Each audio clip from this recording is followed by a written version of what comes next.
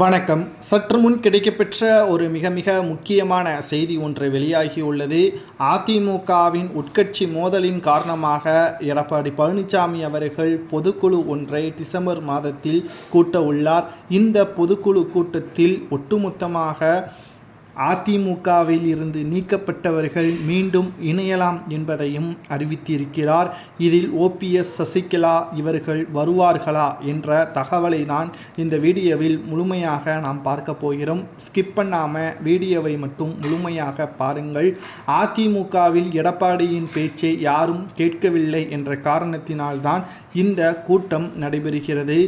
December 15ஆம் தேதி அதிமுக பொதுக்கூட்டம் நடைபெறும் என்று எடப்பாடி பழனிசாமி அவர்கள் அறிவித்திருக்கிறார்.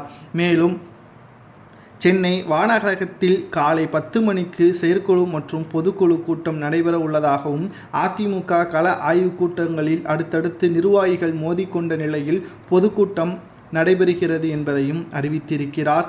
அதிமுகவில் மறைந்த முதல்வர் ஜெயலலிதா அவர்களுக்கு பிறகு சரியான தலைமை இல்லை என்பது நமது அனைவருக்கும் நன்றாகவே தெரியும். அடுத்தடுத்த கூட்டங்களிலும் நிர்வாகிகளுக்குள்ளே மோதல், மேலும் வேட்பாளர்களுக்கு பணத்தை பெற்றுக்கொண்டு தொகுதிகளை கொடுப்பது, வாக்காளர்கள் ஆதரவாளர்கள் ஒட்டுமொத்தமாக அதிமுகவை புறக்கணிப்பது என்று சொல்லிக்கொண்டே போகலாம். இதற்கு முடிவிற்கு கொண்டு வர வேண்டும் என்றால், திமுகவை வீழ்த்த வேண்டும் என்றால் அதிமுக ஒன்றுபட வேண்டும் என்று பல மூத்த அரசியல் வல்லுநர்கள் சொன்ன தகவலின் அடிப்படையில் எடப்பாடி ஒருமனதாக கட்சியிலிருந்து நீக்கப்பட்டவர்கள் இணையலாம் என்றும் பொதுக்குழு கூட்டத்தில் அனைவரும் வருவார்கள் என்பதை கூறியுள்ளார். இதில் ஓபிஎஸ் பெயரையும் சசிகலா பெயரையும் குறிப்பிடவில்லை. ஆனால் வைத்திலிங்கம், மனோஜ் பாண்டியன் இவர்கள் வரலாம் என்பதையும் தெரிவித்திருக்கிறார். ஆனால் குறிப்பாக வைத்திலிங்கம், மனோஜ் பாண்டியன், சசிகலா, ஓபிஎஸ் இல்லாமல் வரமாட்டோம் என்பதை ஆணித்தரமாக பதிவு செய்திருக்கிறார்கள். ஒன்று மட்டும் நாம் புரிந்து கொள்ள வேண்டும். அனைவரும் ஒரே அணியாக இருந்து திமுகவை எதிர்த்தால் மட்டும்தான் 13 கட்சிகளுடன் கூட்டணியில் இருக்கின்ற திமுக சுக்குநூறாக உடையும். தனிமரமாக இருக்கின்ற அதிமுக அதிலும் பல கிளைகள் இல்லாமல் இருப்பதால் காற்றடித்தாலும் மரம் கீழே விழக்கூடிய நிலைமையில்தான் தற்பொழுது அதிமுக இருப்பதை நாம் மறந்துவிடக்கூடாது.